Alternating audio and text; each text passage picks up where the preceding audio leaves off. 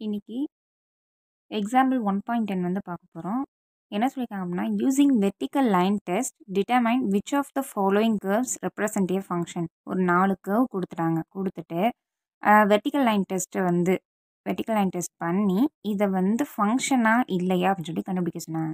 என்ன அப்படின்னா, vertical line டெஸ்ட்னா ஒரு கிராஃப் கொடுத்துருவாங்க, பாயிண்ட்ஸ் மார்க் பண்ணியிருப்பாங்க, அதில் ஒரு கர்வ் வந்து ட்ரா பண்ணியிருப்பாங்க. ஓகேவா? அந்த கர்வில் வந்து ஒரு வெர்டிக்கல் லைன் வந்து கிராஸ் ஆகும்.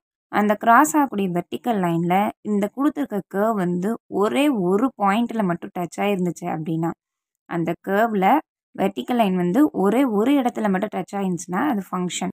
2 இடத்துலையோ இல்லை 2க்கும் மேற்பட்ட இடத்துல, 1க்கும் மேற்பட்ட இடத்துலலாம் டச் ஆகிருந்துச்சு அப்படின்னா அது நாட் அ ஃபங்க்ஷன். ஓகேவா? இப்போ ஃபஸ்ட்டு கிராஃபை பாருங்கள். இதில் வந்து என்ன சொல்லியிருக்காங்க, ஒரு கிராஃப் கொடுத்துருக்காங்க. இது வெர்டிக்கல் லைன், இது கர்வ். ஓகேவா? கர்வ் ட்ரா பண்ணியிருக்காங்க, வெர்டிக்கல் லைனும் கொடுத்துட்டாங்க. அந்த வெர்டிக்கல் லைன் வந்து பார்த்தோம் அப்படின்னா 2 பாயிண்டில் டச் ஆகிருக்கு. பிங்கிற ஒரு பாயிண்ட்லையும் டச் ஆகிருக்கு, கியூ அப்படிங்கிற ஒரு பாயிண்ட்லையும் டச் ஆகிருக்கு. தேர்ஃபோர் நமக்கு என்ன தெரியும், ஒரு இடத்துல மட்டும் டச் ஆகிருந்தால் தான் அது ஃபங்க்ஷன். இங்கே 2 இடத்துல டச் ஆகிருக்கு கர்வில். அப்போ வெர்டிக்கல் லைன் 2 இடத்துல டச் ஆகிருந்துச்சு அப்படின்னா it is not a function. அவ்வளோதான், ரொம்ப சிம்பிள்.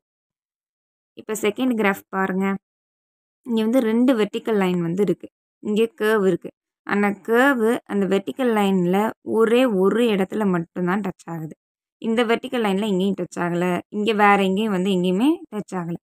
இந்த வெர்டிக்கல் லைன் வந்து இந்த கர்வில் ஒரு இடத்துல மட்டும் டச் ஆனதுனால இது என்னது, therefore it is a function. அவ்வளோதான்.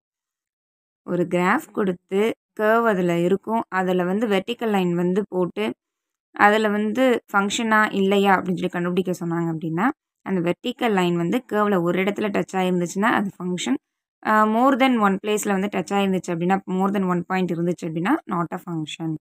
நெக்ஸ்ட் தேர்ட் ஒன் வந்து பார்த்தோம் அப்படின்னா, இங்கேயும் ஒரு கர்வ் இருக்குது, கிராஃபில் வெர்டிக்கல் லைன் இருக்குது, இங்கே வந்து 2 இடத்துல டச் ஆகிருக்கு, பிக்யூ 2 இடத்துல டச் ஆகிருக்கு. அப்போ தேர்ஃபோர் இது என்ன கிடையாது, ஃபங்க்ஷன் கிடையாது. It is not a function. ஏன்னா வெர்டிக்கல் லைன் வந்து 2 இடத்துல பாயிண்ட் ஆகிருக்கு, டச் ஆகிருக்கு. நெக்ஸ்ட்டு ஃபோர்த் ஒன் பாருங்கள். இதுவும் கிராஃப் கொடுத்துட்டாங்க, வெர்டிக்கல் லைன் வந்து இங்கே போட்டிருக்காங்க, இந்த கர்வ் வந்து இருக்குது. இந்த கர்வ் வந்து இந்த வெர்டிக்கல் லைனில் எங்கே மட்டும் தான் டச் ஆகுது, ஒரே ஒரு இடத்துல தான் டச் ஆகுது, வேறு எங்கேயுமே டச் ஆகாது, அது பாட்டுக்கு போகுது. இந்த வெர்டிக்கல் லைன் ஒரு இடத்துல தான் டச் ஆச்சு. அப்போ ஒரு இடத்துல டச் ஆனால் என்னது, இட் இஸ் அ ஃபங்க்ஷன். அவ்வளோதான், ரொம்ப சிம்பிளானது. கிராஃப் கொடுத்து வெர்டிக்கல் லைன் டெஸ்ட் கண்டுபிடிக்க சொன்னாங்கன்னா, அந்த இருக்க கர்வில் வெர்டிக்கல் லைன் ஒரு இடத்துல டச் ஆச்சு அப்படின்னா ஃபங்க்ஷன், 2 இடத்துல டச் ஆச்சு அப்படின்னா அது நாட் அ ஃபங்க்ஷன். அவ்வளோதான்.